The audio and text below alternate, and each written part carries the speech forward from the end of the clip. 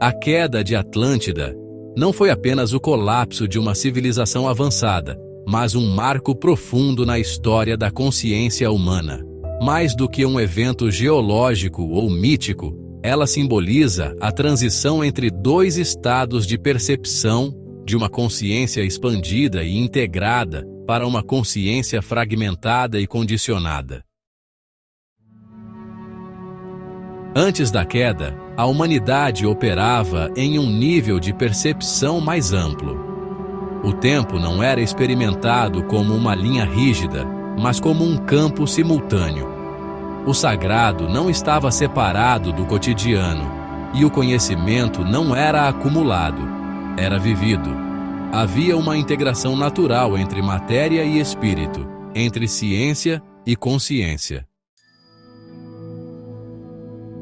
No entanto, com a decadência ética e o uso desequilibrado do conhecimento, esse estado começou a se deteriorar.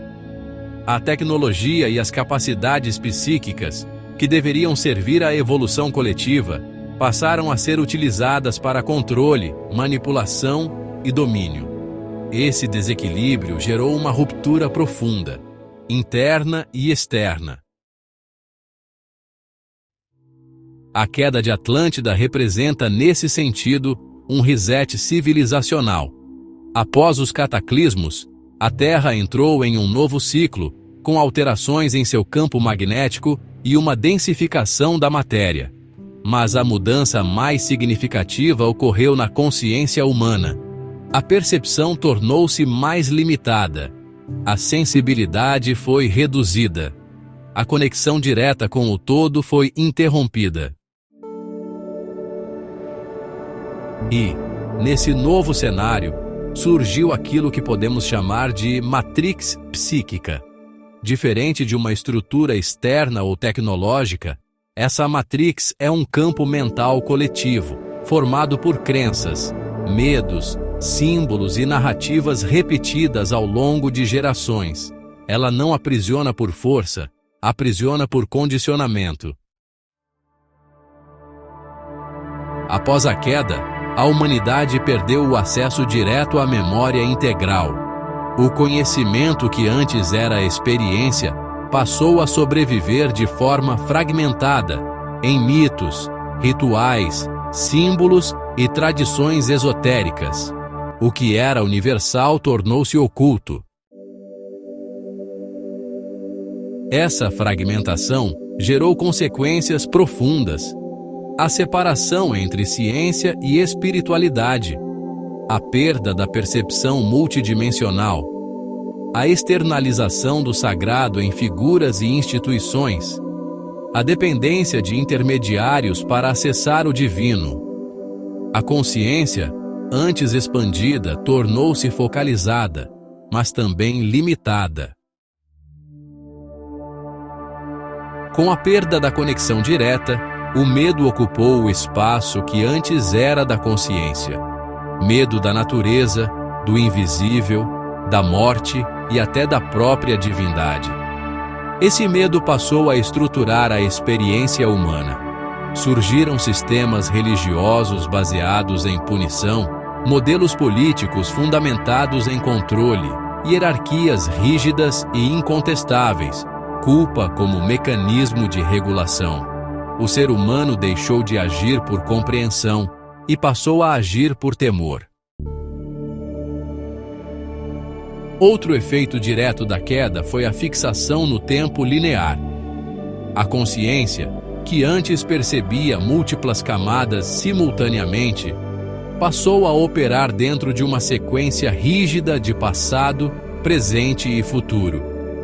Isso gerou, olha só, ansiedade constante, apego ao que já passou, medo do que ainda não aconteceu, dificuldade de estar plenamente presente. A mente projetiva tornou-se dominante, afastando o ser humano da experiência direta da existência. Fragmentos do saber Atlante sobreviveram, mas não de forma aberta. Eles foram preservados por grupos específicos, sacerdotes, iniciados e castas dirigentes. O que antes era patrimônio coletivo tornou-se privilégio.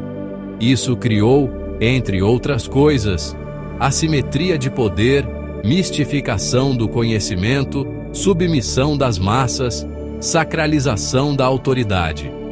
O saber deixou de libertar e passou a controlar. Após a queda, consciências desalinhadas encontraram, na nova estrutura psíquica, um meio de atuação indireta. Não por imposição, mas por ressonância. Elas passaram a sustentar arquétipos que moldam até hoje a mente humana, o governante escolhido por forças superiores, o inimigo constante que justifica o conflito, o salvador exclusivo que centraliza a esperança, o conhecimento proibido que gera medo e submissão. Esses padrões reforçam a dependência e mantêm a consciência fragmentada. É essencial compreender essa estrutura não foi simplesmente imposta, ela foi aceita.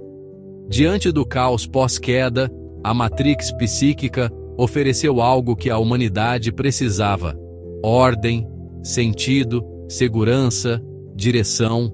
Em troca, exigiu autonomia.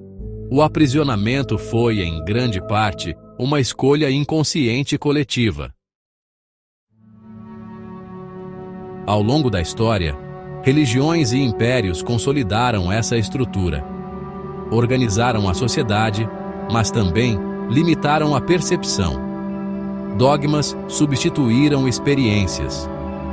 Leis absolutas substituíram o discernimento.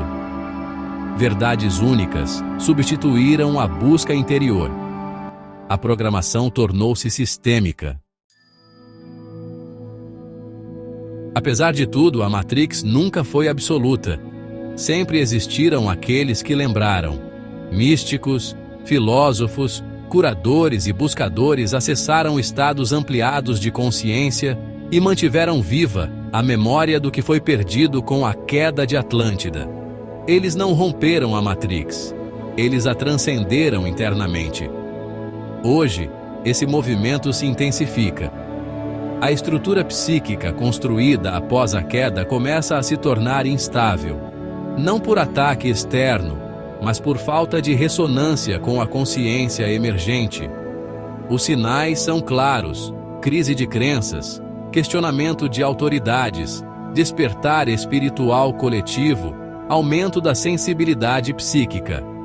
Aquilo que sustentava o sistema já não se mantém com a mesma força. A saída da matrix psíquica não está fora. Ela não depende de destruir estruturas externas, mas de reconhecer os condicionamentos internos. Ela exige autopercepção, presença, clareza emocional, responsabilidade sobre a própria consciência. A queda de Atlântida marcou o início de um ciclo de fragmentação. O momento atual marca o início do retorno. A consciência não está presa. Ela apenas se esqueceu de sua própria vastidão. E lembrar é o verdadeiro despertar.